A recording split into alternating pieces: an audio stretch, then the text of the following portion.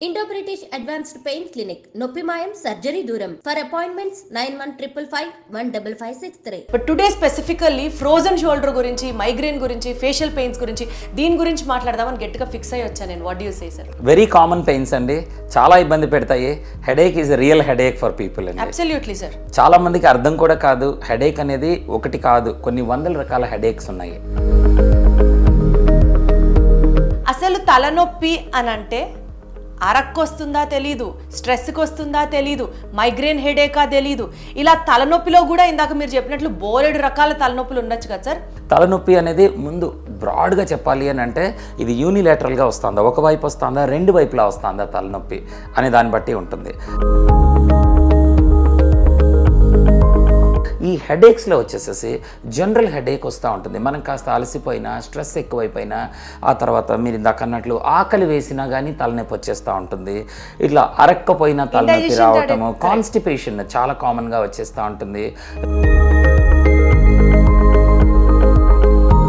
A headache అయినా ఆరా ఉంటుంది అంటున్నారా? Migraine headache has that symptom అంటున్నారు. మైగ్రేన్ హెడేక్స్ లో కూడా కొన్ని హెడేక్స్ కి మాత్రమే ఆరా అనేది ఉంటుంది. అంటే వాట్ డస్ దట్ రాబోయే స్టాండ్ ఫర్? ఈ ఆరా అనేది ఏంటంటే ఆ మైగ్రేన్ రాబోయే ముందు ప్రిమానిటరీ సిమ్టమ్స్ కొన్ని ఉంటాయి.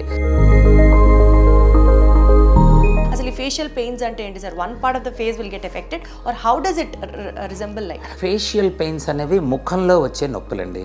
ఇవి ఒకవైపు కానీ రెండు పక్కల కానీ నొప్పులు వచ్చేస్తాయి. ఈ నొప్పులు చాలా స్పెసిఫిక్గా. హలో ఎవ్రీబడి, అందరికీ నమస్కారం. Welcome to the special episode. నొప్పి ఎవరికి ఉండదండి? తలనొప్పి అయినా, కాలు నొప్పి అయినా, కడుపు నొప్పి అయినా ఆ నొప్పేగా అని తీసి పడేసే వాళ్ళకి నాకు ఒక్కటే పాయింట్ అడగాలనిపిస్తుంది. ఆ నొప్పి భరించే వాడికి తెలుస్తుంది ఆ నొప్పి ఎంత కష్టంగా ఉందో. ఆ నొప్పి నుంచి బయటికి రావాలంటే ఏం చేస్తే బయటకు వస్తాము ఆ ఫీలింగ్ ఉంటుంది చూసారా? ఎస్పెషల్లీ నొప్పి బాగా ఇబ్బంది పెడుతున్నప్పుడు ఆ నొప్పి తగ్గించిన వాడు ఎవరైనా కనిపిస్తే దేవుడు అని రెండు చేతులు ఇట్లా పెట్టి నమస్కారం చేయాలనిపిస్తుంది. Because that pain is so painful. కాబట్టి పెయిన్ పెయిన్ పెయిన్ అని ఇంత ఇంట్రొడక్షన్ ఇస్తున్నాను, ఇంతకీ నేను ఎక్కడున్నానో మీకు చెప్పలేదు కదా. ఆ నొప్పిని నొప్పి లేకుండా నయం చేసే ఒక దేవుడి దగ్గరికి వచ్చాను.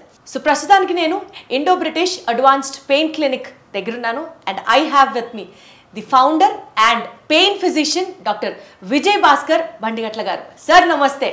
నమస్తే దీప్తి గారు, ఎలా ఉన్నారు సార్? All good, fine. నొప్పిని నొప్పి లేకుండా తీసేస్తున్నారని విన్నాము. Glad that I've got connected to you today. Very nice to see you. I dream ప్రేక్షకులకు కూడా అందరికీ నమస్తే అండి. సార్ బేసికల్గా ఈ నొప్పి అని మాట్లాడుకుంటే సార్ ఏ నొప్పి గురించి మాట్లాడాలి అన్నది చాలాసేపు ఆలోచించాను.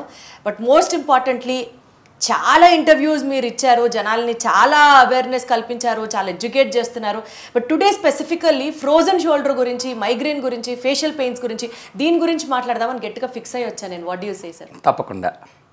వెరీ కామన్ పెయిన్స్ అండి, చాలా ఇబ్బంది పెడతాయి. Headache is real headache for people అండి. Absolutely sir. చాలా మందికి అర్థం కూడా కాదు, హెడేక్ అనేది ఒకటి కాదు, కొన్ని వందల రకాల హెడేక్స్ ఉన్నాయి. మనం చూసే common general headache, stress headaches, డిప్రెషన్తో వచ్చే హెడేక్స్, ఇవి కాకుండా ఫేషియల్ పెయిన్స్ ఎన్నో రకాలు ఉన్నాయి headaches. So it's a subject on its own. చాలా జాగ్రత్తగా మనము ఐడెంటిఫై చేసి ట్రీట్ చేయాల్సిన అవసరం ఉంటుంది. It's a good topic. One by one నేను చెప్పిన ఈ టాపిక్స్, ఈ కైండ్స్ ఆఫ్ పెయిన్స్లో మీరు హెడేక్ ఎక్కువ ఫోకస్ చేస్తున్నారు కాబట్టి let us started with that only. అసలు తలనొప్పి అని అంటే అరక్కు వస్తుందా తెలీదు, స్ట్రెస్కి వస్తుందా తెలీదు, మైగ్రేన్ హెడేకా తెలీదు. ఇలా తలనొప్పిలో కూడా ఇందాక మీరు చెప్పినట్లు బోలెడు రకాల తలనొప్పులు ఉండొచ్చు కదా సార్? అది ఐ ప్రాబ్లం వల్ల వచ్చిన హెడేకా, సైట్ వల్ల వచ్చిన హెడేకా, ఇట్లా డిఫరెన్షియేట్ చేసుకుంటూ వెళ్తే అసలు what is headache, what are the different types of headache and what kind of treatment is available in this particular pain centre? So first of all మీరు ఆల్రెడీ చాలా మంచి ఇంట్రొడక్షన్ చేసేసారు హెడేక్కి. ఆల్రెడీ సైంటిఫిక్గా చాలా వరకు చెప్పారు కూడా మీకు. హెడేక్ అనేది మనకు తెలుసు తలనొప్పి. తలనొప్పి అనేది ముందు బ్రాడ్గా చెప్పాలి అని అంటే ఇది యూనిలేటరల్గా వస్తుందా, ఒకవైపు వస్తుందా, రెండు వైపులా వస్తుందా తలనొప్పి అనే దాన్ని బట్టి ఉంటుంది. ఆ తర్వాత తలనొప్పి అనేది కేవలము తల పైన మన మెదడు ఈ పక్కలో వస్తుందా, ఫేషియల్ పెయిన్ అనేది ముఖంలోకి వచ్చే నొప్పులు ఉన్నాయి. సో ఈ నొప్పి వస్తుందా, సో ఇది రెండవది అనమాట. ఇది కాకుండా మీరు అన్నట్లు ఈ హెడేక్స్లో వచ్చేసేసి జనరల్ హెడేక్ వస్తూ ఉంటుంది. మనం కాస్త అలసిపోయినా, స్ట్రెస్ ఎక్కువైపోయినా, ఆ తర్వాత మీరు ఇందాక అన్నట్లు ఆకలి వేసినా కానీ తలనొప్పి వచ్చేస్తూ ఉంటుంది. ఇట్లా అరక్కపోయినా తలనొప్పి రావటము, కాన్స్టిపేషన్ చాలా కామన్గా వచ్చేస్తూ ఉంటుంది. రకరకాల జబ్బుల్లో మనకి తలనొప్పి రావటం సహజంగా ఉంటుంది. చిన్నపిల్లల్లో చాలా కామన్గా మనం మిస్ అయిపోయేది, వాళ్ళకి ఐసైట్ ప్రాబ్లమ్స్ వస్తూ ఉన్నప్పుడు ఫస్ట్ చేసే కంప్లైంట్ తలనొప్పి వచ్చింది, స్కూల్లో నేను చూడలేకపోతున్నాను, లేదా తలనొప్పి వస్తాను, ఇంటికి వచ్చి పడుకుంటూ ఉంటాడు. అలాగే సైనస్ ప్రాబ్లమ్స్ వస్తూ ఉంటాయి. ఈ చుట్టుపక్కల ఈఎన్టీ రిలేటెడ్ ఇందాక చెప్పిన కళ్ళకు ప్రాబ్లము, తర్వాత నోసు, సైనసెస్, చెవులో మనకి గులిమి కానీ ఇవి కనుక బాగా పెరిగిపోతూ ఉంది, లేదా లోపలికి నీరు పోయింది, ఇన్ఫెక్షన్స్ వచ్చినాయి, చెవిలో ఇన్ఫెక్షన్ వచ్చినా, ముక్కులో ఇన్ఫెక్షన్ వచ్చినా తలనొప్పిగా ప్రజెంట్ అవుతూ ఉంటుంది. ఇవి కాక మనకి డెంటల్ పెయిన్స్ ఇవి వచ్చినా కానీ మనకి తలనొప్పులు వచ్చేస్తూ ఉంటాయి. ఇలా రకరకాల కారణాల ద్వారా మనకు వచ్చేస్తూ ఉంటుంది. కొంతమంది పిల్లల్లో టాన్సిల్స్ వచ్చినప్పుడు తలనొప్పి చెప్తూ ఉంటారు. ఇవన్నీ అయిపోయిన తర్వాత ఇంకా ఎన్నో రకాల తలనొప్పులు ఉంటాయి. మైగ్రెయిన్ హెడేక్స్ అనేది ఒక కంప్లీట్ డిఫరెంట్ గ్రూప్ అన్నమాట. అది ఈ మైగ్రెయిన్ యూనిలాటరల్గా ఎక్కువ శాతం మందికి వస్తూ ఉంటాయి. ఎక్కువ మందికి ఒక పక్కన తలనొప్పి రావటం అనేది, అందులో మళ్ళీ ఆరా అనేది ఉంటుంది. అది రాబోయే ముందు మనకి తెలుస్తూ ఉందా, తెలియట్లేదా, అది ఎన్ని గంటల ముందు మనకి అది ఒక ఇండికేషన్, సంకేతాలు పంపిస్తూ ఉంది మనకి. ఇది మైగ్రెయిన్ హెడేక్స్. సో వీటిల్లో మళ్ళీ చాలా కారణాలు. ఏ హెడేక్ అయినా ఆరా ఉంటుంది అంటున్నారా? Migraine headache has that symptom అంటున్నారు. మైగ్రెయిన్ హెడేక్స్లో కూడా కొన్ని హెడేక్స్కి మాత్రమే ఆరా అనేది ఉంటుంది. అది రాబోయే ఈ ఆరా అనేది ఏంటంటే, ఆ మైగ్రెయిన్ రాబోయే ముందు ప్రిమానిటరీ సిమ్టమ్స్ కొన్ని ఉంటాయి.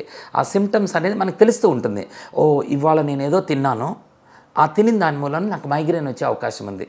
ఫర్ ఎగ్జాంపుల్, కొంతమందికి చాక్లెట్స్ పడవు, కొంతమందికి డైరీ ప్రొడక్ట్స్ మనం తినే పన్నీర్స్, మిల్క్, పెరుగులు పడవు, కొంతమందికి even bananas, kiwi fruits, strawberries ఇటువంటివి పడవు.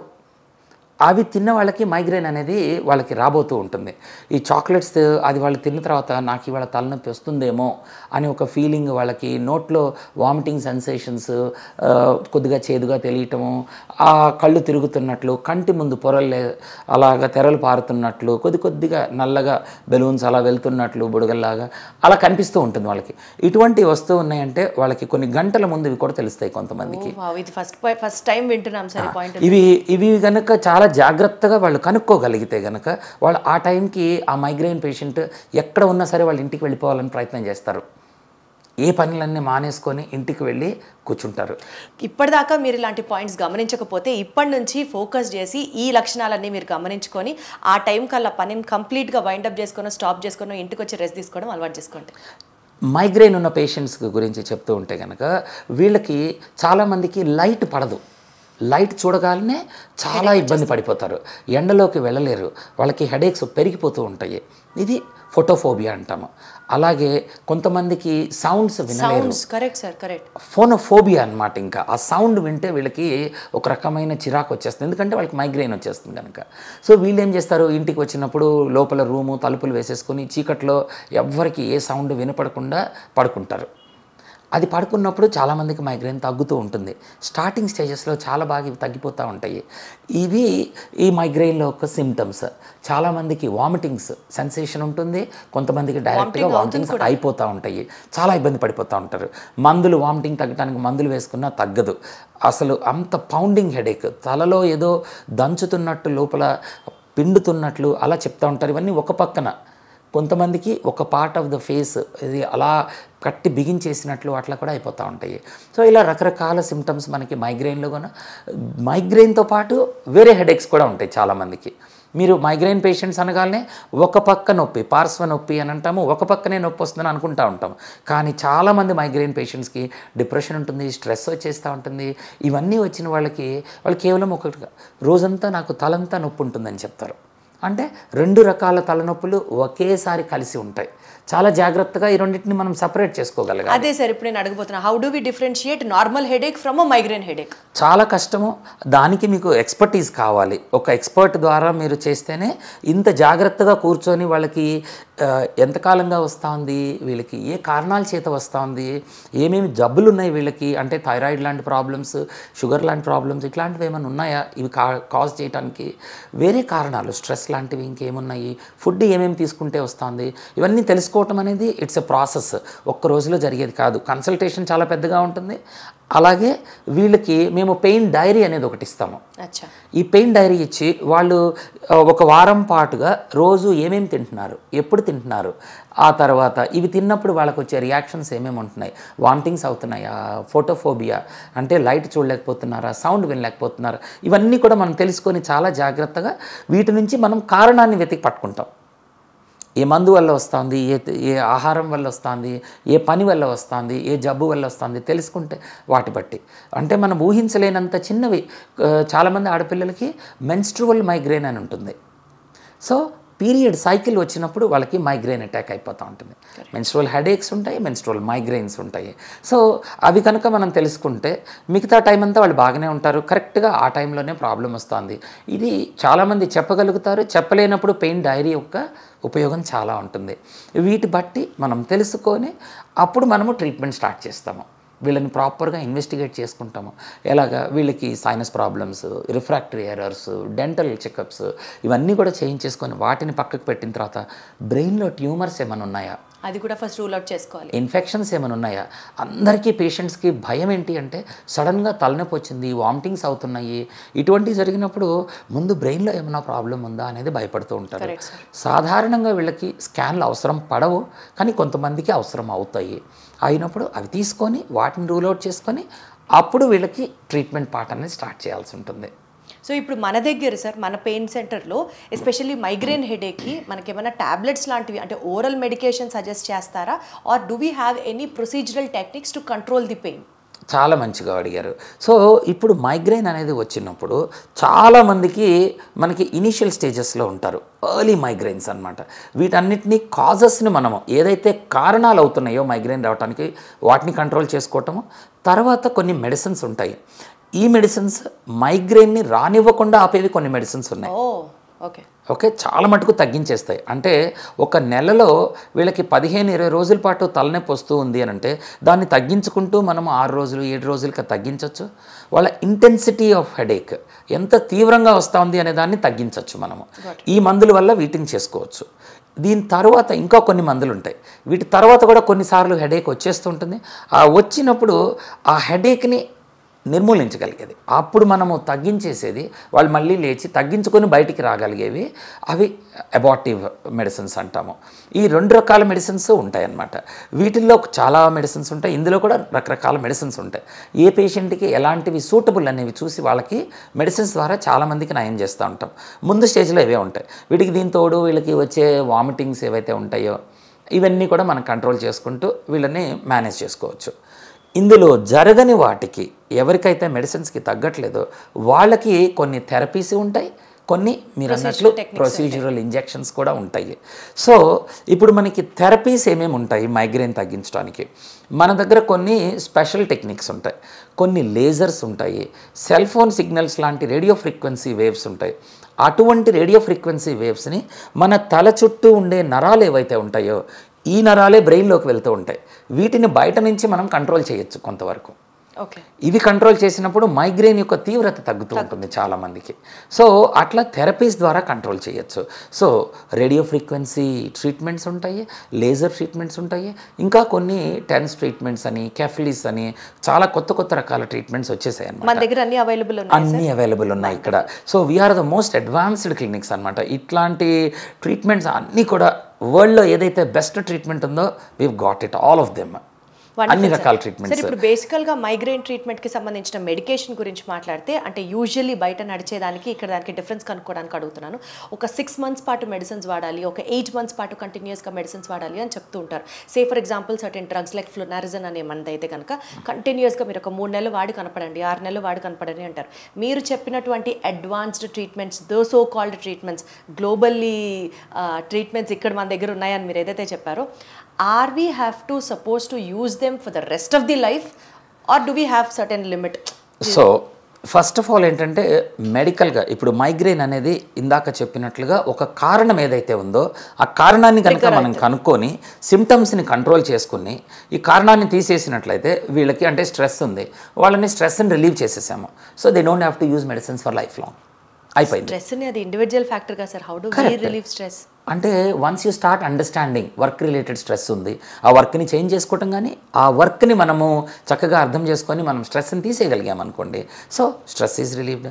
మెన్స్ట్రువల్ మైగ్రెయిన్ అది మనం కంట్రోల్ చేసుకోగలిగితే కనుక ఆ పీరియడ్ వరకు చూసుకుంటే మిగతా టైంలో మెడిసిన్ వాడుకున్న పని లేదు.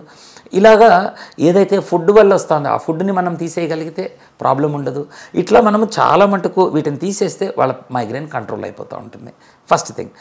సెకండ్ థింగ్ మీరు అడిగారు ఇంటర్వెన్షన్స్ ఏవైతే ఉంటాయి. ఇట్లాగా ఇప్పుడు మైగ్రెయిన్ వచ్చేసేసి థెరపీస్ చాలా చేస్తూ ఉంటామని చెప్పాము. ఈ థెరపీస్ వల్ల మనం కంట్రోల్ చేసుకోగలిగితే మెడిసిన్స్ని తగ్గించేసుకుంటాము, పేషెంట్కి ఆ థెరపీ ఇచ్చేస్తాము. సో వాళ్ళు వచ్చి థెరపీ చేసేసుకొని అది ఎంతకాలం అయితే తగ్గితే, చాలామంది కొన్ని నెలలు తగ్గిపోతాయి, కొంతమందికి మళ్ళీ రిపీటెడ్గా వస్తుందంటే థెరపీ చేసుకోవటం, మందులు లేకుండా మేనేజ్ చేసేసుకోవచ్చు. సో అట్లా చేసుకో అంటే రఫ్గా థెరపీ లైఫ్ ఎంతవరకు ఉండొచ్చు? యూజువల్గా వచ్చేసేసి ఇలాంటి థెరపీస్ 5-6 సిట్టింగ్స్ అవి చేసుకుంటే కనుక కొన్ని నెలలు అంటే మనకి 3 to 6 months దాకా అలాగా పనిచేసేస్తూ ఉంటాయి. ఆ తర్వాత వాళ్ళ కనుక నొప్పి వస్తూ ఉంది అని అంటే మళ్ళీ రిపీట్ చేసుకోవచ్చు.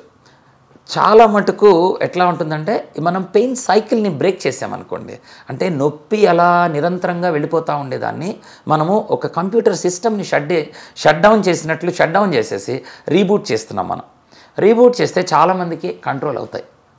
ఈ థెరపీ కూడా ఎంత కాలంలో ఒకటి తీసుకోవాలి? అది యూజువల్గా 2 daysకి ఒకసారి అలాగా చేస్తూ ఉంటాము. అలా ఒక 5 days 6 days చేసిన తర్వాత కొంత మెడిసిన్స్ తోటి వాళ్ళు కంట్రోల్ అయిపోయింది అనుకోండి, మళ్ళీ ఏం చెయ్యము ఇంకా దానికి. సో అట్లా. సో ఇవి కూడా తగ్గని వాళ్ళు కొంతమంది ఉంటారు. కొంతమంది పేషెంట్స్ రిఫ్రాక్టరీ మైగ్రెయిన్ అంటాము, అండ్ వీళ్ళు క్రానిక్గా కూడా ఉంటారు. ఈ క్రానిక్ రిఫ్రాక్టరీ మైగ్రెయిన్స్ ఏవైతే ఉంటాయో ఇటువంటి వాళ్ళకి కొన్ని ఇంజెక్షన్స్ చేస్తాము. అందులో ప్రధానంగా చెప్పుకునేది బొటాక్స్. ఇది బొటాక్స్ అనేది ఒక కెమికల్, బాట్యులినం టాక్సిన్ అనేది ఒక బ్యాక్టీరియా నుంచి దాని ఎక్స్ట్రాక్ట్ చేసిన మెడిసిన్. చాలామంది వాడుతూ ఉంటారు. ఈ రింకిల్స్ ఇవన్నీ కూడా తగ్గడానికి ఈ మధ్య హీరోలు హీరోయిన్లు చాలామంది స్టార్లు అందరూ మార్కెట్లో బొటాక్స్ అనేది తెలియని వాళ్ళు ఎవరు ఉండరు. ఎగ్జాక్ట్లీ. సో ఇది యాక్చువల్గా చెప్పాలి అని అంటే ఈ బొటాక్స్ ట్రీట్మెంట్ని మేము బ్యూటీ మార్కెట్ నుంచే తీసుకోవడం జరిగింది. ఎవరైతే ఈ యంగ్ పీపుల్ ఎవరైతే ఉంటారో యూఎస్లో వాళ్ళకి బొటాక్స్ హీరోయిన్కి అందరికీ ఇచ్చినప్పుడు వాళ్ళందరూ చెప్పింది ఏంటి అని అంటే బొటాక్స్ వల్ల మా అందం ఇంప్రూవ్ అవటం తర్వాత కానీ ఎంతో కాలంగా ఉన్న మైగ్రెయిన్ ఇంప్రూవ్ అయిపోయిందని చెప్పటం. సో దాట్ ఈజ్ హౌ ఈ బొటాక్స్ అనేది మైగ్రెయిన్కి ట్రీట్మెంట్ కింద అప్పుడు రీసెర్చ్ చేసి దాని ఎఫెక్ట్ని కనుక్కోవడం జరిగింది. Wonderful sir. ఓకే. సో ఇవన్నీ కూడా తప్పులేం కాదు, అన్నీ పనికొస్తాయి వీటిల్లో. ఇప్పుడు మీరు చేసిన బొటాక్స్ ఏవైతే గ్లామర్ కోసం వాడారో అది ట్రీట్మెంట్ కింద తర్వాత వచ్చేసింది. అయితే పనిచేసే విధానం వేరు. బొటాక్స్ అనేది మామూలుగా ఇప్పుడు మనకి రింకిల్స్ పోవాలి అని అంటే ఇక్కడ ఉండే ఈ రింకిల్స్ ఏవైతే పడుతూ ఉంటాయో ఈ మసిల్ రిలాక్స్ అయిపోవటానికి బొటాక్స్ ఇస్తూ ఉంటాం, అప్పుడు రింకిల్స్ వదిలేస్తాయి. కానీ ఇక్కడ చేసేది ఏం జరుగుతుంది, ఇక్కడ మనం ఉండే స్కిన్కి కింద మన నొప్పిని తెలియజేసే నరాలన్నీ ఉంటాయి, మనకి చర్మం కింద ఎక్కడున్నా ఉంటాయి. సో ఎక్కడైతే నొప్పి ఉందో ఆ చర్మం కిందకి కొద్దిగా బొటాక్స్ ఇచ్చుకుంటూ పోతే అవి కూడా నరాలు ఎక్కడైతే ఎక్కువ ఉంటాయి అంటే కణతల దగ్గర, మనకు తెలుసు కణతల దగ్గర ఇక్కడ మనం ఇక్కడ రుద్దుతూ ఉంటాము, తల మీద రుద్దుతూ ఉంటాము, వెనకాల నొక్కుంటూ ఉంటాము. ఇటువంటి ప్లేసుల్లో ఎక్కడైతే ప్రాబ్లం ఉందో ఆ స్పెసిఫిక్ నరాల ఉండే ప్లేసుల దగ్గరికి వెళ్ళి ఈ మందుని కొద్ది మోతాదుల్లో సన్న నీడిల్తోటి ఇంజెక్షన్ చేస్తాం. మనకు తెలియని కూడా తెలియదు, అంత సన్నటి నీడిల్స్ ఉంటాయి. వాటి ద్వారా ఇంజెక్షన్ చేసేస్తే వాళ్ళకి అది నిదానంగా 1 వారం రోజుల దాకా టైం పట్టచ్చు, 4 నుంచి వారం రోజుల దాకా నిదానంగా నరాల వెంబడి వెళ్ళిపోయి బ్రెయిన్లోకి వెళ్ళి నొప్పి ఇచ్చే ప్లేస్ దగ్గరికి వెళ్ళి అక్కడ పనిచేస్తాయి. అవి చాలా బాగా పనిచేస్తాయి. సో బొటాక్స్ అందరికీ పనిచేయదు, ఎక్స్ట్రీమ్ పెయిన్ ఉన్న వాళ్ళకే అని చెప్పారు. అందులో కూడాను మనం ఒక 10 మందికి ఇస్తే అందులో ఒక సగం మందికో 10లో 7గురికో పనిచేస్తుంది, మిగతా 3గురికి పని చేయదు. సో రెస్పాండర్స్ అని అంటాము, నాన్ రెస్పాండర్స్ అని అంటాం బొటాక్స్లో. సో ఎవరైతే రెస్పాన్స్ వచ్చిందో వాళ్ళకి రిపీటెడ్గా చేసుకుంటూ వెళ్ళొచ్చు. ఇందాక మీరు ఎన్నాళ్ళు అన్నారు, ఇది సాధారణంగా ఒక 3 నుంచి 6 నెలల మధ్యలో మనిషికి బట్టి వ్యత్యాసం ఉంటుంది, అంతవరకు నొప్పి తగ్గిపోతుంది. మళ్ళీ మధ్యలో పెద్దగా మందులు వాడాల్సిన పని ఏమి ఉండదు, వాళ్ళు రెస్పాండర్స్. పలానా వాళ్ళకే ఇది బొటాక్స్ పనిచేస్తుంది, పలానా వాళ్ళు వేసుకోకూడదు, ఈ ఏజ్ గ్రూప్ దాటితే పనిచేస్తుంది, ఈ ఏజ్ గ్రూప్ లోపు నాట్ సజెస్టెడ్, అట్లేమన్నా ఉన్నాయి? అలా ఏమీ లేదు, ఎవరికైనా ఇవ్వచ్చు. బాగా ఓల్డ్ పీపుల్కి ఇస్తాము, యంగ్ పీపుల్కి ఇస్తాము. మైగ్రేన్ ఒక్కటే కాదు, రకరకాల నరాల నొప్పులకి చాలా మటుకు ఇవి వాడుతూ ఉన్నాము.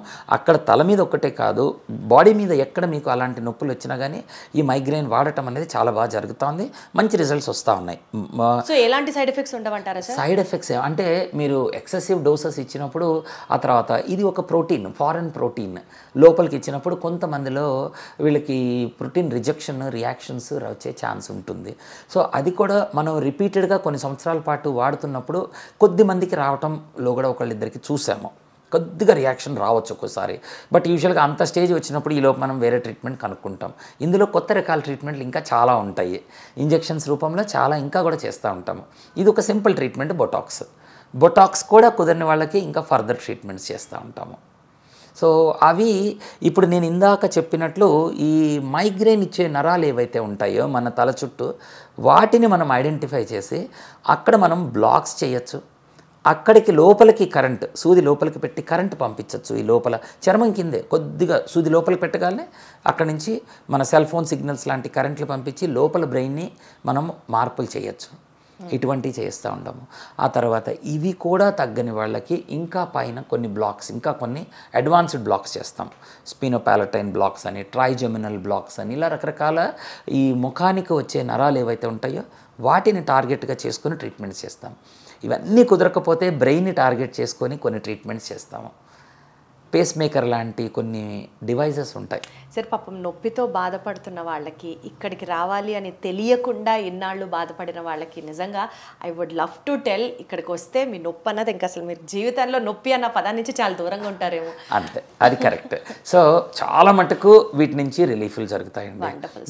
అంటే ఇలా తగ్గని వాళ్ళు యూజువల్గా ఇక్కడికి వచ్చే వాళ్ళందరూ కూడా రకరకాల ప్లేసుల్లో అన్ని ట్రీట్మెంట్లు అయిపోయి ఇంకేమి కుదరవు, అన్ని మందులు వాడేసాము, అన్ని థెరపీలు చేసేసాము అనుకున్న వాళ్ళు ఫిజియోథెరపీలు, రకరకాల థెరపీలన్నీ ఆయుర్వేదిక్, హోమియోపతి అన్ని ట్రై చేసిన వాళ్ళు వస్తూ ఉంటారు.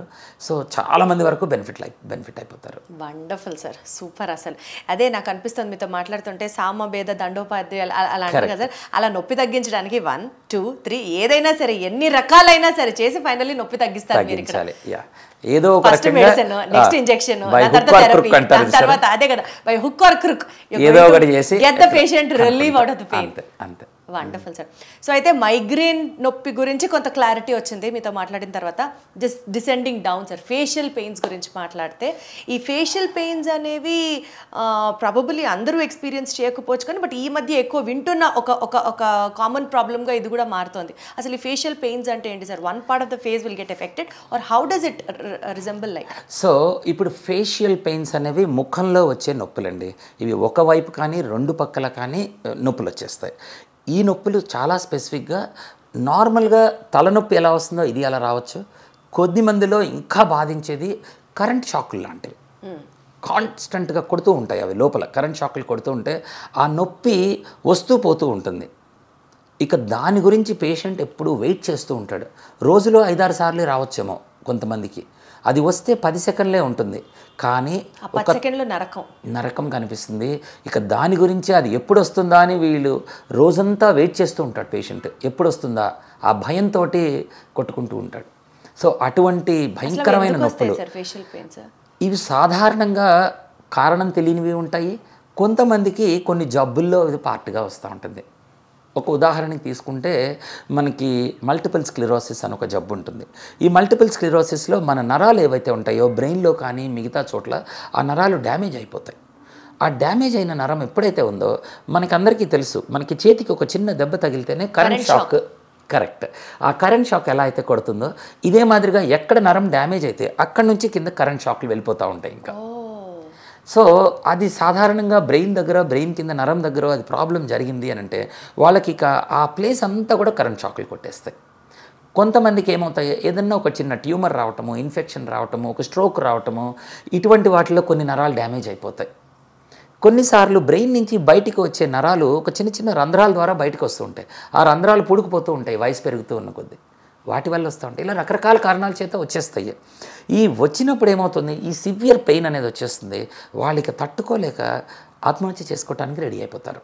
దీనికి అందుకే ఇంకొక పేరు ఈ ట్రైజెమినల్ న్యూరాలజియా అనే ఈ జబ్బు ఉంటుంది. ఇది ఇందులో దీనికి ఒక పేరు సూయిసైడ్ డిజీజ్ అంటారు దీన్ని. ఇంకంటే వాళ్ళు బయట వెళ్తారు, మెడిసిన్స్కి పెడతారు, కొంతకాలం తగ్గుతాయి, ఒక్కోసారి తగ్గకపోతే ఇంకా వాళ్ళకి బయట ఇంకే రకమైన 4-5 రకాల మెడిసిన్స్ వాడేసిన తర్వాత ఇంకేం లేవు, మీరు ఎలాగోలా తగ్గించుకోవాలని. కానీ ఇదంతా it's all in your brain. ఎంత మీరు ఊరికినే దీన్ని ఊహించుకుంటున్నారు, మాకేం కనపట్టలేదంటారు. నొప్పి బయటికి కనపడదు. ఇక వీళ్ళకి ఎలా అవుతుందంటే వాళ్ళని అన్ని వైపుల నుంచి బంధించేసినట్లు ఫీల్ అయ్యి ఇక మనకి దెర్ ఈజ్ నో సొల్యూషన్. ఇలా బ్రతకటం కన్నా చావడం బెటర్, ఎండ్ చేసుకోవటం వేరు అనుకొని మేల్ అనుకొని ఎండ్ చేసేసుకుంటూ ఉంటారు. వెరీ సాడనింగ్. ఇవి ట్రైజెమినల్ న్యూరాలజియా. ఈ ట్రైజెమినల్ న్యూరాలజియాలో ఈ కరెంట్ షాక్లు కొడుతూ ఉంటాయి. ఇది ఫేస్లో సాధారణంగా కింద పార్ట్లో వస్తాయి, కొంతమందికి మధ్యలో పార్ట్ ఇవి కూడా వస్తూ ఉంటాయి, కొంతమందికి 3 పార్ట్లు. ఈ నరము ఈ 3 ప్లేసులకి సప్లై చేస్తుంది, 3 బ్రాంచ్ల మూలంగా. ఎక్కువ భాగము కింది పాటలో వస్తూ ఉంటాయి. ఇక్కడ వచ్చేసింది. వీళ్ళకి కారణం ఏంటి? చాలామందికి మనం చూస్తూ ఉంటాము, పాపం వీళ్ళు వెళ్ళి ఈ నరం నొప్పి వచ్చేసింది అనుకునేవాళ్ళు ఇక్కడ నొప్పి ఉంది అని డాక్టర్ దగ్గరికి ఎవరి దగ్గరికి వెళ్తారు? Correct, dentist. ఇక్కడ ఉండే పళ్ళు కాబట్టి డెంటిస్ట్ దగ్గరికి వెళ్తారు. వాళ్ళు పాపం లోపలికి వెతికితే ఏ చిన్న పిప్పి పన్ను ఎక్కడో ఒకటి కనిపిస్తుంది, దీనివల్ల మీ నొప్పి అంతా వచ్చింది అని చెప్పి పన్ను పీకించేసుకుంటారు. 1 కాదు 2, 3, 4 పళ్ళు పీకించుకుంటారు. దానికి రూట్ కెనాల్స్ అని ఐడెంటిఫై అయ్యి వాళ్ళకంత అవగాహన ఉండదు. రైట్ డాక్టర్ దగ్గరికి వెళ్ళడానికి వాళ్ళకి ఎలా తెలుస్తుంది? సో ఇది అవేర్నెస్. అందుకే అందరి దగ్గరికి వెళ్ళి మేము మాట్లాడుతుంటాం, చెప్తూ ఉంటాము. సో చాలామందికి ఈ రూట్ కెనాల్ ట్రీట్మెంట్స్ ఇవన్నీ అయిపోయిన తర్వాత కూడా తగ్గదు. లేదా కొంతమందికి మామూలుగా పిప్పి పన్ను ఉంటే అంతకుముందు లేకపోయినా ట్రీట్మెంట్ చేసిన తర్వాత ఈ కింద నరం ఉంటుంది కదా, ఆ నరాన్ని వీళ్ళు డ్రిల్ చేసినప్పుడు నొప్పి పట్టేస్తుంది. ఒక్కసారి నరం డ్యామేజ్ అయితే మనం ఇందాక అనుకున్నట్లుగా తగిలితే కరెంట్ షాక్ వెళ్తున్నట్లు డ్రిల్ చేసి అక్కడ ఆ ప్లేస్లో మీరు మెటల్ కానీ లేకపోతే ఇంప్లాంట్ కానీ పెట్టేసిన తర్వాత కాన్స్టెంట్ ఇరిటేషన్, ఇక వీళ్ళకి కాన్స్టెంట్గా పెయిన్ వచ్చేస్తూ ఉంటుంది వీళ్ళకి. ఇది ట్రైజెమినల్ న్యూరాలజియా. కామన్ V3 అంటాము కింద. కొంతమందికి మధ్యలోది కూడా వస్తుంది, పై పళ్ళ నుంచి వచ్చింది కానీ సైనస్ల వల్ల కానీ కారణాల చేత. అంటే వాళ్ళకి వాస్తవానికి పన్ను ప్రాబ్లం ఏమి ఉండదు, చాలా మందికి ఉండదు. కొంతమందికి పన్ను ప్రాబ్లంకి ట్రీట్మెంట్ చేస్తూ నరం దెబ్బతింటుంది, లేదా ఇన్ఫెక్షన్ వల్ల నరం దెబ్బతినచ్చు.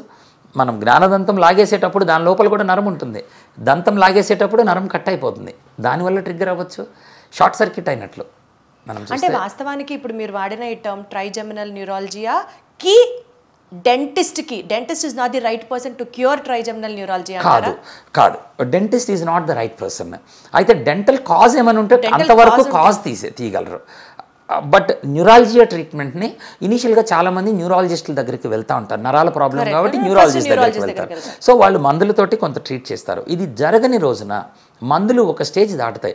డోసులు మనము చిన్న డోసు నుంచి కార్బమాజపిన్ అనే మందు వాడుతూ ఉంటాం, అందులో రకరకాల కొత్త మందులు ఉన్నాయి. ఇవి మందులు వాడినప్పుడు తక్కువ డోసుల్లో వాడుతూ ఉంటాము. ఇది డోస్ పెరిగే కొద్దీ ఏమవుతాయి, ఈ మందులకి చాలా సైడ్ ఎఫెక్ట్స్ ఉంటాయి. మన బ్లడ్లో ఇవి తయారీ అనేది ఆగిపోతూ ఉంటుంది. ఎప్లాస్టిక్ ఎనీమియాస్ లాంటివి, జింజువల్ ప్రాబ్లమ్స్, ఇవన్నీ పళ్ళల్లో బ్లీడింగ్ అయిపోవటము, ఇటువంటివన్నీ జరిగిపోతూ ఉంటాయి మనకి. సో ఇది చాలా జాగ్రత్తగా మనం కాపాడుకోవాలి. ఇది వచ్చినప్పుడు ఎప్పుడైతే మనకి న్యూరాలజిస్ట్ ద్వారా పని జరగట్లేదు, we'll go to the next level. అప్పుడు మా దగ్గరికి వస్తూ ఉంటారు. వచ్చినప్పుడు వీళ్ళని ఇన్వెస్టిగేట్ చేసి బ్రెయిన్ లోపల వాస్కులర్ కాన్ఫ్లిక్ట్ అంటాం. న్యూరోవాస్కులర్ కాన్ఫ్లిక్ట్ అంటే ఈ ట్రైజెమినల్ నరానికి బ్లడ్ వెసల్ తాకుతా ఉంది అని అంటే అదొక ప్రాబ్లము. ఇటువంటి స్కాన్లు చేసి స్పెషల్ ట్రైజెమినల్ ప్రోటోకాల్ అంటాము, ఆ MRI స్కాన్ చేసి తెలుసుకొని నెక్స్ట్ ట్రీట్మెంట్ ప్లాన్ చేస్తాము. చాలా సింపుల్గా అయిపోతాయి ఈ ట్రీట్మెంట్ చేయగలిగితే కనుక. మన దగ్గర పేషెంట్ వచ్చినప్పుడు వీళ్ళకి ఈ లోపల నరం ఏదైతే బ్రెయిన్ కింద నుంచి బయటికి వస్తూ ఉంటుందో ఆ నరాన్ని పట్టుకొని దానికి ట్రీట్మెంట్ చేస్తే వీళ్ళకి చాలా మంచిగా రిలీఫ్ ఇన్స్టెంట్గా వచ్చేస్తుంది వీళ్ళకి. అంటే మనకి ఎట్లా తెలుస్తుంది సార్ ఏ నరం బ్రెయిన్ కింద నుంచి ఆ పర్టికులర్ ఆర్గన్కి వెళ్తుంది అన్నది? Do you have that specific technology available? ఉన్నది. సో ఫస్ట్ అసలు పేషెంట్ చెప్పేదాన్ని బట్టే వాళ్ళు ఎక్కడ చెప్తున్నారు. ఇప్పుడు ఈ కింద పాటలో దవడ పాటలో చెప్పారనుకోండి, ఇది V3. ఈ మధ్యలో పాటలో వస్తుంది V2, ఈ పైన వస్తుంది V1, 1, 2, 3. ఈ 3 ఒక్క నరంలోకే పార్ట్ అనమాట. ఒక నరం 3 బ్రాంచ్లు అయింది. ఏది జరిగింది తెలుసుకొని దాని దగ్గరికి మనము నీడిల్ పంపించి ట్రీట్మెంట్ అక్కడ చేసేస్తే అంతవరకు మొద్దుబారిపోతుంది. దానితోటి జబ్బు చాలా మటుకు నయమైపోతుంది. 80%, 90% ఇంకా పైన కూడా బెటర్ అయిపోతారు. వీళ్ళల్లో నుంచి. సో ఇది ఎప్పుడైతే తగ్గిపోతుందో నో మెడిసిన్ కానీ మినిమల్ మెడిసిన్తో కానీ వాళ్ళు లైఫ్ లీడ్ చేసేసుకోవచ్చు. తర్వాత ఇదంతా కూడా ప్రొసీజర్ చేయడానికి ఒక 1/2 అవర్ టు 45 మినిట్స్ పడుతుంది ఆపరేషన్ థియేటర్లో. కొద్దిగా ఒక్కోసారి సెడేషన్ కూడా ఇవ్వాల్సి వస్తుంది. ఇచ్చిన తర్వాత ప్రొసీజర్ అయిపోయిన తర్వాత బయటకు వస్తారు, ఇంటికి వెళ్ళిపోతారు. ఈ ప్రొసీజర్ అయిపోయిన తర్వాత వాళ్ళకి ఎప్పటి నుంచి రికవర్ అయిపోవచ్చు, అంటే నొప్పి ఎప్పటి నుంచి ఉండదు? సేమ్ డే నుంచి ఉండదు చాలామందికి, కొంతమందికి ఒక 4-5 డేస్. మనం నీడిల్ పెట్టిన నొప్పులు అవి ఉంటాయి కాబట్టి ఒక 4-5 రోజుల్లో. ఇక అక్కడ నుంచి కొన్ని సంవత్సరాల పాటు వీళ్ళకి ఉండదు. చాలామందికి కొన్ని సంవత్సరాల పాటు రాదు, మళ్ళీ ఇంకా 4 ఏళ్ళు 5 ఏళ్ళు అలాగా వాళ్ళకి రిలీఫ్ వచ్చేస్తుంది. సో ఇప్పుడు మనం ఆ పర్టికులర్ నరం గురించి ట్రీట్మెంట్ ఇచ్చాం కాబట్టి దానివల్ల ఒకవేళ డెంటల్ రీజన్ వల్ల కనుక ఆ నరం దెబ్బతిని దానికి మనం ట్రీట్మెంట్ ఇస్తే తిరిగి మళ్ళీ డెంటల్ ప్రాబ్లమ్స్ ఏమైనా వచ్చే అవకాశాలు ఉంటాయా? Or any other related issue? అసలు ప్రాబ్లం డెంటల్ కాదు కదా, ఒరిజినల్గా కూడా డెంటల్ కాదు. ఇది చేసిన దానివల్ల అదేం రాదు. అంటే సైడ్ ఎఫెక్ట్స్ ఏమి ఉండవు. సైడ్ ఎఫెక్ట్స్ అనేవి చెప్తే కనుక మనం ఎప్పుడైతే ఇది చేసామో ఇది మొద్దు బారుతుంది. ఇప్పుడు ఫేస్లో వచ్చే నరాలు రకరకాలు ఉన్నాయి. ఒకటి మనకి స్పర్శ తెలిపే నరాలు, 2 నొప్పి తెలిపే, స్పర్శలో కూడా నొప్పి తెలిపే నరాలు ఉంటాయి. వీటికి అన్నిటి కూడా ఇంపార్టెంట్ వచ్చేసేసి మూవ్మెంట్ ఇచ్చేవి. మనం ఫేస్ మాట్లాడుతూ ఉన్నాము, మొహం కదులుతూ ఉంది, కవళికలు వస్తున్నాయి అని అంటే మన ఫేస్ మూవ్మెంట్స్ చేసే మోటార్ మసిల్స్ ఉంటాయి. ఈ మసిల్కి ఇచ్చే నరాలు ఫేషియల్ మసిల్స్, దాన్ని మనం టచ్ చేయట్లేదు. సో ఎక్కడ కూడా ఎక్స్ప్రెషన్ ఏం మారదు. స్పర్శ, ఒక ఏరియాలో స్పర్శకి చాలా టార్గెటెడ్గా ఏ నరం అయితే ప్రాబ్లమో దాని దగ్గరికి నీడిల్ పంపించి చిన్న కరెంట్ పంపించి చూస్తామన్నమాట. వాళ్ళకి చిన్న చిన్న టింగిల్ తెలుస్తుంది, ఇక్కడ వస్తుంది డాక్టర్ గారు, ఎస్ మీ పెయిన్లో ఉన్న ప్లేస్లోనే ఉందా, ఉన్నది. అక్కడ దాన్ని కొద్దిగా మత్తిచ్చేసేసి కొంచెం దాన్ని హీట్ చేస్తాం. అక్కడ అది హీట్ చేసినప్పుడు అంతవరకు తగ్గుతూ ఉంటుంది. అది అసలు very targeted treatments, exact precision treatments అన్నమాట ఇవన్నీ. సో ఆన్ టేబుల్ పేషెంట్ మేల్కొని మాతోటి మాట్లాడుతూనే ఉంటారు. ఇది చేసేటప్పుడు నీడిల్ పెట్టిన తర్వాత సేఫ్టీ సెక్యూరిటీ ఇంకా ఏం ఉండదు. ఇంకా సో చక్కగా మనకు కళ్ళ ముందు నీడిల్ పెట్టిన తర్వాత ఒకవేళ సెడేషన్ ఇచ్చి నిద్రపుచ్చినా ఆపేస్తాము, లేచి కూర్చుంటారు, చిన్న కరెంట్ పంపిస్తే చెప్తారు ఇక్కడే వస్తుంది లేదా ఇక్కడే వస్తుంది, కరెక్ట్గా చెప్తారు ఆ ప్లేస్లోనే, అక్కడికి వెళ్తా ఉంది, ఎస్ ట్రీట్మెంట్ డన్. అదే అయిపోయిన తర్వాత మళ్ళీ సెడేషన్ చేసి ట్రీట్మెంట్ చేసేసి మళ్ళీ లేపుతాము, తీసుకొచ్చి ఇంటికి వెళ్ళిపోతారు. సో ఇది వెరీ యంగ్ పేషెంట్స్లో కొంతమందిలో వస్తూ ఉంటుంది, బట్ వెరీ ఓల్డ్ పేషెంట్స్లో బాగా వస్తూ ఉంటాయి. అందరికీ ఈ ట్రీట్మెంట్ పనికి వస్తుంది అనమాట. సో ఇది ట్రైజెమినల్ న్యూరాలజియా.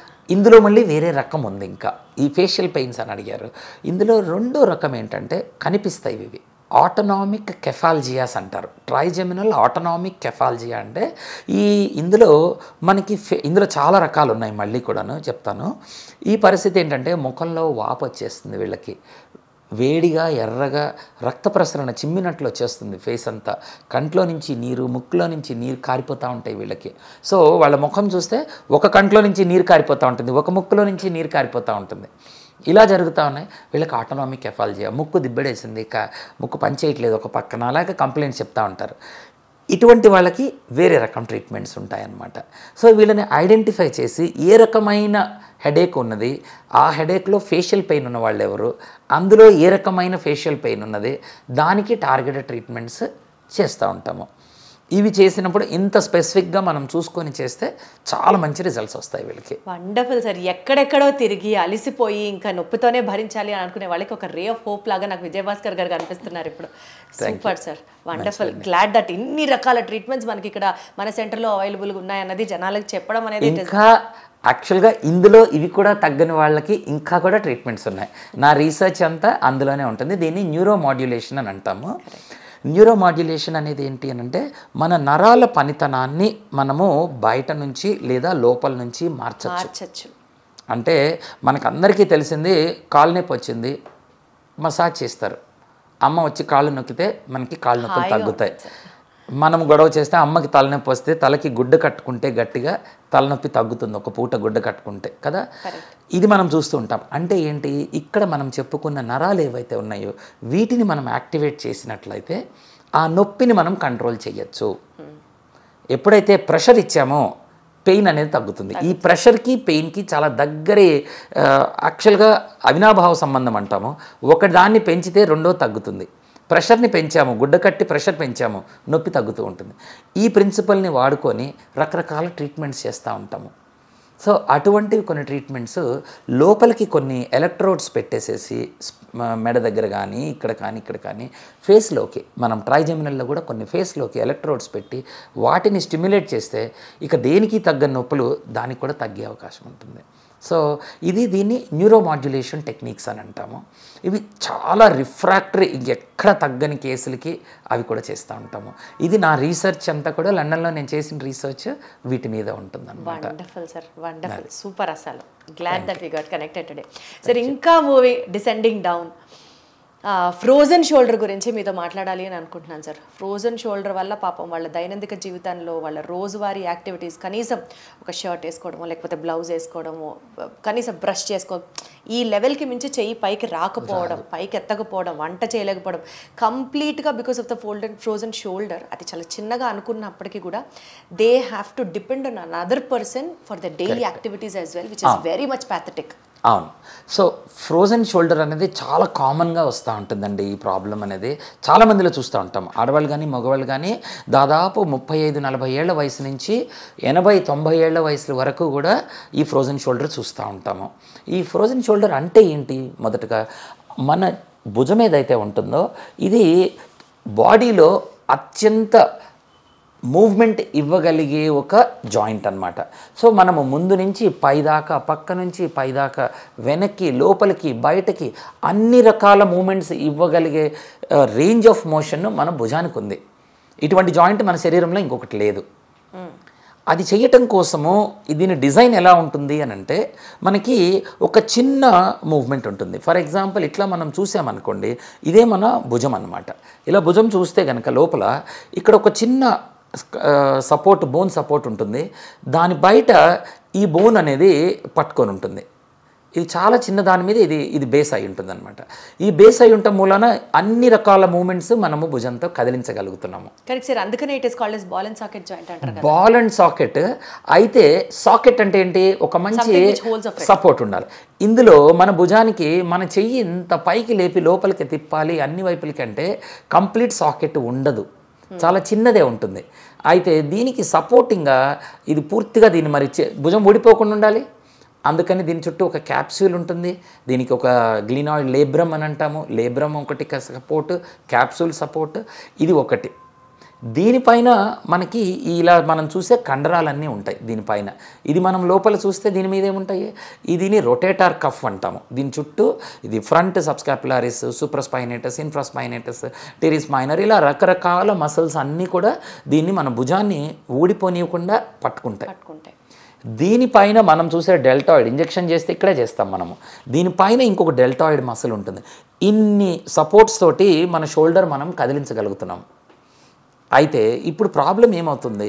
మనకి ఏదన్నా ఒక జబ్బు చేసింది, ఒక ఇంజరీ అయింది, ఒక ఫ్రాక్చర్ అయింది, ఇలాంటి ఇన్ఫ్లమేటరీ కండిషన్స్ ఏవైతే వస్తాయో అటువంటప్పుడు దీని పనితనం ఆగిపోతుంది. జబ్బులు ఏమి రావచ్చు? కామన్గా మనం చూసేది షుగర్. ఎగ్జాక్ట్లీ సార్, డయాబెటీస్లో ఫ్రోజన్ షోల్డర్ వెరీ కామన్. లేడీస్లో చాలా మందిలో చూస్తూ ఉంటాము. పాపం ఎంత ఇబ్బంది పడుతూ ఉంటారంటే ఈ డయాబెటీస్ ఉన్నవాళ్ళు, థైరాయిడ్ ప్రాబ్లమ్స్ ఉన్నవాళ్ళు, ఇవాళ రేపట్లో పార్కిన్సన్ పేషెంట్స్, స్ట్రోక్ వచ్చిన వాళ్ళు, షోల్డర్కి కుర్రవాళ్ళకి ఇంజురీస్ అయిన తర్వాత, ఫ్రాక్చర్స్ అయిన తర్వాత వీళ్ళు కొంతకాలం చెయ్యి కదలకుండా పెడితే బిగుసుకుపోతుంది, తర్వాత కదలదు, లోపలంతా ఫ్రీజ్ అయిపోతుంది. దీన్ని ఫ్రోజన్ షోల్డర్ అని అంటూ ఉంటాము. సో ఇప్పుడు ఇది వచ్చినప్పుడు ఏమవుతుంది? ఇది ఫేజెస్లో అది ఇవాల్వ్ అవుతూ ఉంటుంది జబ్బు. ఫస్ట్ స్టేజ్ ఏమవుతుంది? మీకు కొంత పెయిన్ తెలుస్తూ ఉంటుంది, అబ్బా చెయ్యి కదిలించినప్పుడే కొంత నొప్పి వస్తుంది అని. తర్వాత ఇది ఫ్రీజింగ్ స్టేజ్లోకి వెళ్ళిపోతుంది, అంటే చెయ్యి పూర్తిగా మనం కదిలించలేకపోతున్నాము. కరెక్ట్. అది అయిపోయిన తర్వాత నొప్పి, ఈ ఫ్రీజింగ్ స్టేజ్ ఏదైతే ఉందో అది దాటి నొప్పి కొంత కంట్రోల్ అయిన తర్వాత కూడా ఇక చెయ్యి బిగుసుకుపోతుంది. వీళ్ళు ఇంక రాత్రి దాని మీద పడుకోలేరు, ఇబ్బంది అయిపోతూ ఉంటుంది. అయితే కొంతకాలానికి నొప్పి తగ్గిపోతుంది, కానీ చెయ్యి కదలదు, ఇంకా బిగుసుకుపోతుంది. ఇది తర్వాత ఈ స్టేజ్ దాదాపు చాలామందికి 6 నెలల నుంచి 2 ఏళ్ళ దాకా వెళ్ళిపోతుంది. దీన్ని ట్రీట్ చేయకుండా ఉంటే ఏమవుతుంది? వదిలేస్తే ఒక 2 ఏళ్లకి ఇది విడిపోవచ్చు, కానీ ఈలోపు చెయ్యి అంతా వీక్ అయిపోయి మనకి తర్వాత పెద్దగా పనికి రాకుండా అయిపోవచ్చు. సో వెంటనే ట్రీట్మెంట్ చేయటం అనేది చాలా అవసరము. దీనికి చేస్తే ఏమవుతుంది? జాయింట్ రిలీజ్ అయితే ఒకటి వాళ్ళకి నొప్పి ఉండదు, రాత్రి ప్రశాంతంగా నిద్రపోగలుగుతారు. జాయింట్ వీక్ అయిపోకుండా, షోల్డర్ మసిల్ వీక్ అయిపోకుండా మనం ఆపచ్చు. అన్నిటికీ మించి క్వాలిటీ ఆఫ్ లైఫ్, ఒక మనిషి జీవితంలో మనము 6 నెలల నుంచి 2 ఏళ్ళు పోతా ఉంది ఇది ఒక దానివల్ల అంటే చాలా ఇబ్బంది ఉంటుంది. దీన్ని చాలా తేలిగ్గా మనం సార్ట్అవుట్ చేసుకోవచ్చు. దీన్ని చాలా తేలిగ్గా సార్ట్అవుట్ చేసుకోవచ్చు. ఎంత షుగర్ ఉన్న వాళ్ళకు కూడా, మనకి 200, 300 షుగర్లు ఉన్న వాళ్ళకు కూడా చాలా సింపుల్ సులువైన ట్రీట్మెంట్స్ తోటి దీన్ని ఇంప్రూవ్ చేయొచ్చు. సో బేసికల్గా సార్ ఈ పర్టికులర్ ట్రీట్మెంట్ అన్నారు కాబట్టి అడగాలనిపిస్తుంది, ఫ్రోజన్ షోల్డర్కి ఫిజియోథెరపీ హెల్ప్ అవుతుందా సార్? తప్పకుండా. ఫిజియోథెరపీ ఇందాక నేను చెప్పినట్లుగా ఇది చాలా ఎర్లీ స్టేజెస్లో ఉన్నప్పుడు, ఎర్లీ స్టేజెస్ ఆఫ్ ఈ ఫ్రోజన్ షోల్డర్లు పెరి ఆర్థరైటిస్ షోల్డర్ అంటాం దీన్ని. ఈ పెరి ఆర్థరైటిస్ షోల్డర్లో ఏమవుతుంది, ఈ చుట్టూ ఉండే క్యాప్సూల్ ఏదైతే ఉందో జాయింట్ చుట్టూ ఒక సన్నటి సంచిలాగా పట్టుకొని ఉంటుంది. ఈ సంచి ఇన్ఫ్లేమ్ అవుతుంది. ఇన్ఫ్లేమ్ అవటం అంటే వాపు వచ్చినట్లు. ఈ మన షుగర్ వల్ల కానీ లేక థైరాయిడ్ వల్ల కానీ ఇది పట్టేసేసి టైట్ అయిపోతూ ఉంటుంది. కదిలిస్తే నొప్పి వస్తూ ఉంటుంది. ఇటువంటి పరిస్థితుల్లో కొంత దానికి వెయిట్ వేసి మనం కొద్దిగా కదిలిస్తే అది జాయింట్ కదలిక ఇంప్రూవ్ అవుతుంది. సో అంత ఎర్లీ స్టేజెస్లో కొంత పెయిన్ కిల్లర్స్ వేసుకొని షోల్డర్ కదిలించగలిగితే కనుక చేసుకోవటం బెటరు. అది జరగకుండా ఇది 3 నెలలు దాటుతూ ఉంది, కొంత ఇబ్బంది పెట్టేస్తూ ఉంది అని అంటే లోపల కేవలము సంచి పట్టడమే కాదు, లోపల జాయింట్ కూడా అతుక్కుపోతున్నాయి లోపల. ఎప్పుడైతే ఈ షోల్డర్ బోన్ వచ్చేసి క్యాప్సూల్ లోపల అంటుకుపోతా ఉందో ఇది అతికిన తర్వాత ఇంకా దానంతా అది కదలదు. బలవంతంగా మనం లాగితే నొప్పి వచ్చేస్తూ ఉంటుంది, చాలా నొప్పి ఉంటుంది వాళ్ళకి. అది ఇప్పుడు బలవంతంగా లాగితే ఎంత ప్రాబ్లం అవ్వచ్చు అని అంటే ఇప్పుడు మనం ఫ్రాక్చర్ అయిపోవచ్చు. ఇది సర్జికల్ నెక్ అంటాం దీన్ని. ఇక్కడ దీనికి గట్టిగా మనం లాగితే ఇక్కడ విరిగిపోవచ్చు ఇది. సో చాలా జాగ్రత్తగా ఇది మనకి జాయింట్ లోపల, బట్ గట్టిగా లాగితే ఇది బిగుసుకుపోయింది, ఇక్కడ విరిగిపోవచ్చు. అది కాక పెద్దవాళ్ళ బోన్స్ 50-60 ఏళ్ళు దాటిన తర్వాత పెళిసెక్కిపోతాయి, బోన్స్ మెత్తబడిపోతాయి. అవి గట్టిగా లాగితే మనకంటే చాలా తేలిగ్గా విరిగిపోతాయి అవి. సో చాలా జాగ్రత్తగా ఉండాలి. సో దీనికి చాలా జాగ్రత్తగా ట్రీట్మెంట్ చేస్తాం వీళ్ళని. ఎలా ఉంటుంది, పాత రకాల ట్రీట్మెంట్ మీరు అన్నట్లు ఫిజియోథెరపీ ఎర్లీ స్టేజ్లో పనిచేస్తుంది, మెడిసిన్స్ కొంత పనిచేస్తాయి. ఇవి పనిచేయని వాళ్ళకి జాయింట్ లోపలికి కొంత స్టిరాయిడ్ ఇంజెక్షన్ చేయటం అనేది చాలా అలవాటు. ఒక చిన్న ఇంజెక్షన్ లోపలికి జాయింట్ లోపలికి మనం చూసి ఈ లోపలికి ఫీల్ చేసి లోపలికి చేస్తాం. కానీ ఇది ఎగ్జాక్ట్గా ఎక్కడికి వెళ్ళిందో మనకు తెలియదు. ఇది జాయింట్ లోపలికి వెళ్ళిందా చుట్టుపక్కల వేరే చోటకి వెళ్ళిందా మనకు తెలియదు. రిజల్ట్ కూడా చాలా తక్కువ ఉంటుంది దీనికి. అయితే ఇప్పుడు చేస్తూ ఉంది ఏంటి, చాలా అడ్వాన్స్డ్గా ఇందులోకి హైడ్రోడైలటేషన్ అనేది చేస్తాము. లోపలికి జాయింట్ లోపలికి ఒక సూది వేసి ఆ సూదిని ఎక్స్రే ద్వారా చూసుకొని చాలా జాగ్రత్తగా లోపలికి పంపించి లోపలికి ఫ్లూయిడ్ ఇంజెక్ట్ చేస్తే స్లోగా ఇందాక మనం అనుకున్నట్లు బిగుసుకుపోయిన క్యాప్సూల్ని నిదానంగా బెలూన్ లాగా ఇన్ఫ్లేట్ చేసుకొని అప్పుడు దీన్ని కదిలించడం జరుగుతుంది.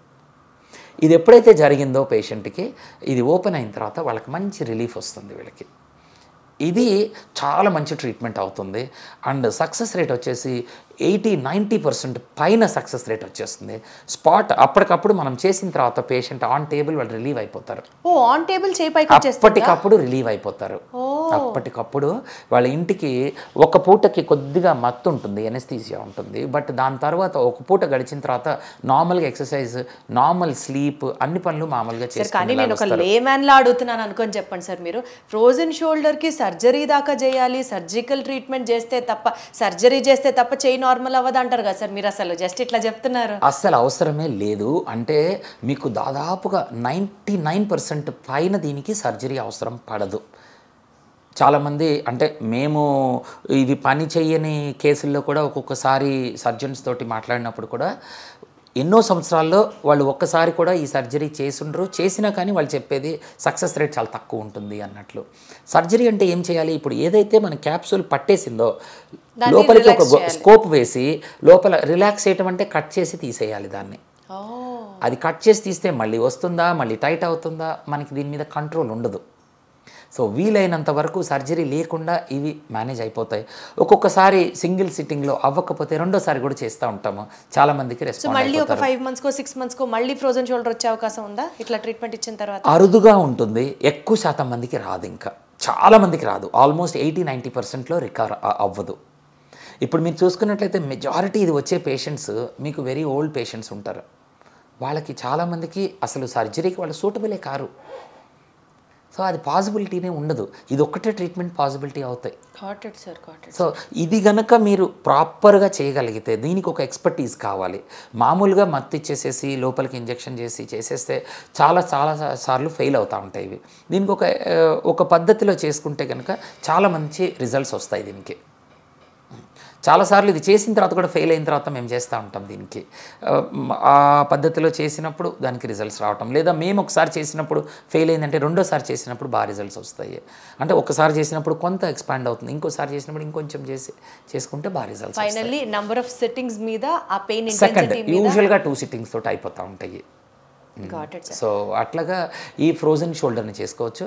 చాలామందికి ఏంటంటే నేను ఇందాక ఫ్రోజన్ షోల్డర్లో చెప్పినట్లు దీనికి కారణాలు కేవలం ఈ షుగరు, థైరాయిడ్, ఈ యాక్సిడెంట్స్ ఇవి కాకుండా ఇంజురీస్ అయినప్పుడు మీకు లోపల ఉండే కొన్ని మసిల్స్ కూడా డ్యామేజ్ అయిపోతూ ఉంటాయి.